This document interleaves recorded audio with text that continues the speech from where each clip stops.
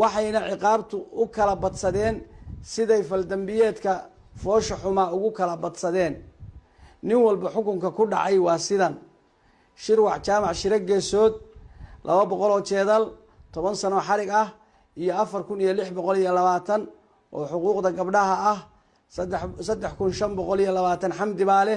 1760 ridwaan ayaale maxamuud cali carshe 10 jeedal 8 sano xarig ah iyo 2560 oo ah xuquuqda ridwaan yaxya cabdulaahi aadan afdhuub 100 jeedal 7 sano xarig ah iyo 1760 oo ah xuquuqda xamdi yaasir maahir xaashi 200 jeedal 6 sano xarig ah iyo 3520 oo ah xuquuqda gabdhaha 1760 ridwaan 1760 xamdi cabdirasaaq xoos jibriil 100 jeedal 5 sano xarig ah iyo 1760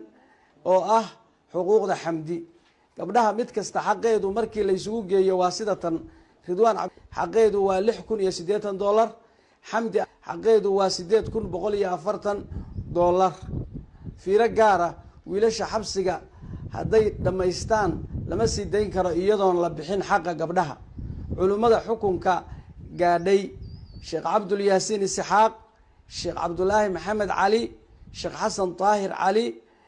cabdi sheekh yuusuf xasan xuseen iyo aniga oo mahad cabdulaahi maxamed